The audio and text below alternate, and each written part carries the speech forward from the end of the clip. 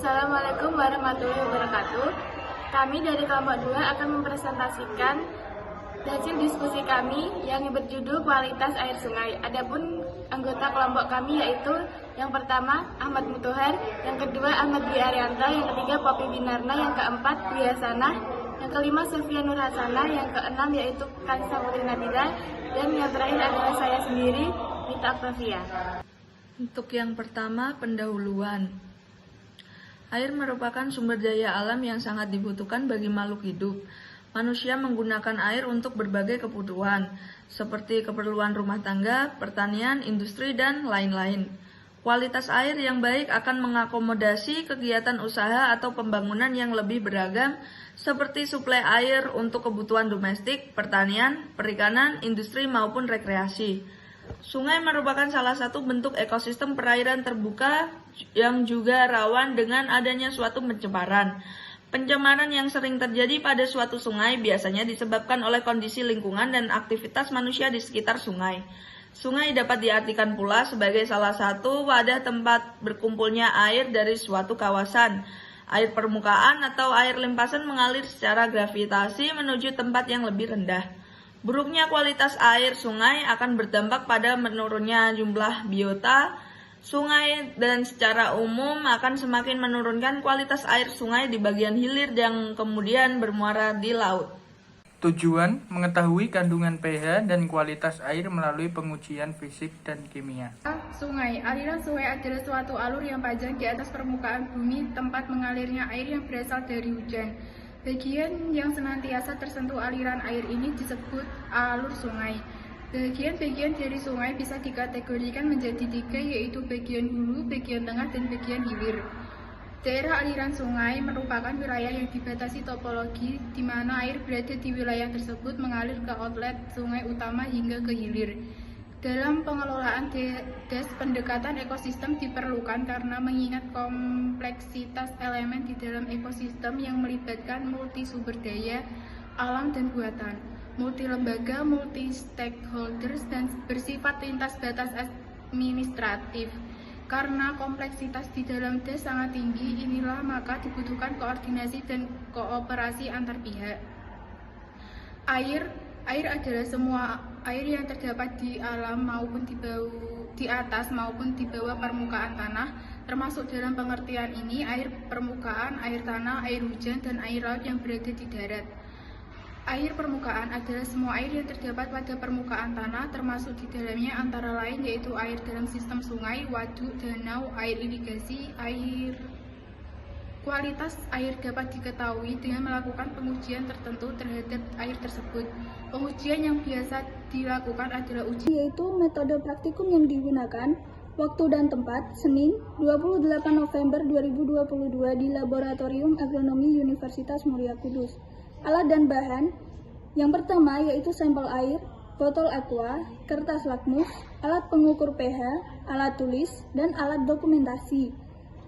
Kemudian cara kerjanya, yang pertama yaitu mencari lokasi sungai yang akan digunakan sebagai pengamatan.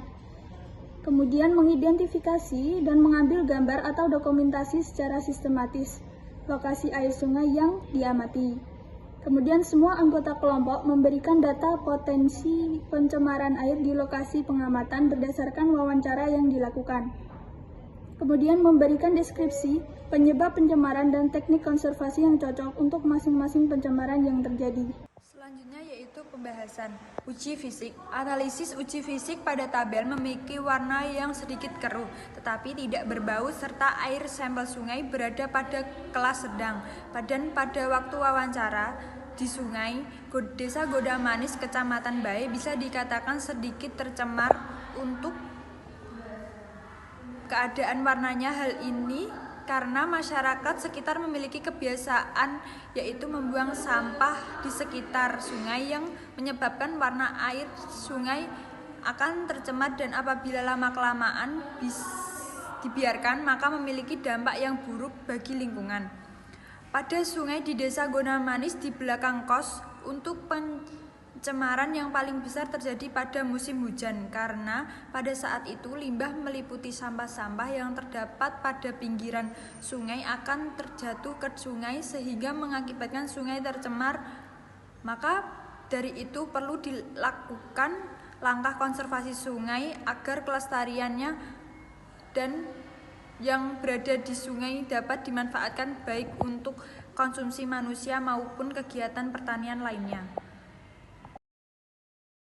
Dalam pengaruh pH perairan menggunakan kertas lakmus dan pH meter digital serta dengan cara mencelupkan kertas pH ke dalam air sampel sungai. Lalu diamati perubahan yang terjadi pada kertas tersebut dan sesuai dengan pH meter.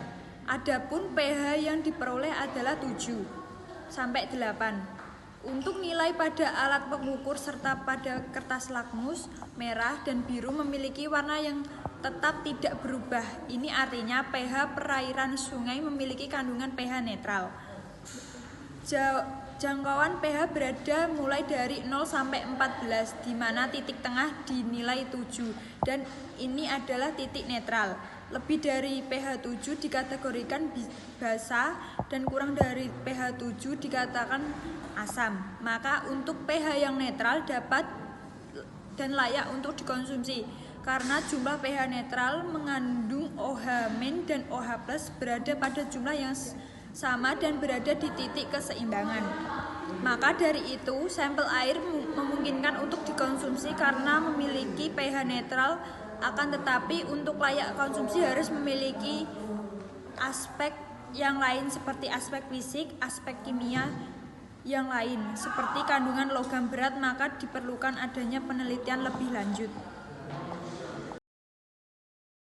Kesimpulan 1. Penyebab tercemarnya air dikarenakan adanya aktivitas pembuangan sampah rumah tangga ke dalam sungai sehingga menyebabkan sungai tercemar, memiliki warna yang sedikit keruh dan kelas sedang. Untuk uji kimia dilakukan dengan cara mengukur kandungan pH dengan menggunakan kertas pH, kertas lamut dan juga pH meter digital agar lebih akurat. Dari hasil uji sampel air didapatkan pH sebesar 7,08. Dari hasil pH 7,08 maka dapat diperoleh hasil kandungan pH air yaitu netral. Yang terakhir yaitu konservasi air sungai dapat dilakukan dengan cara perlindungan das, penanaman pohon atau reboisasi, serta diadakan pendekatan masyarakat melalui penyuluhan akan pentingnya bahaya membuang sampah sembarangan. Sekian presentasi dari kelompok kami. Bila ada tutur kata yang kurang berkenan mohon dimaafkan. Wassalamualaikum warahmatullahi wabarakatuh.